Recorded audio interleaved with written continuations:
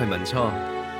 澳門呢10幾年真係變咗好多，但係唯一冇變嘅就係橫街窄巷嘅人情味，同埋一班老朋友。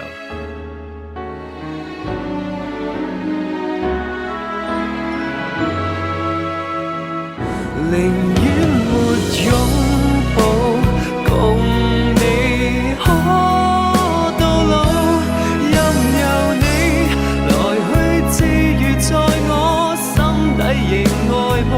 如若碰到他比我好，只望停在遠處習慣安好，雖不可親口細數。初哥哥，見翻你好開心啊！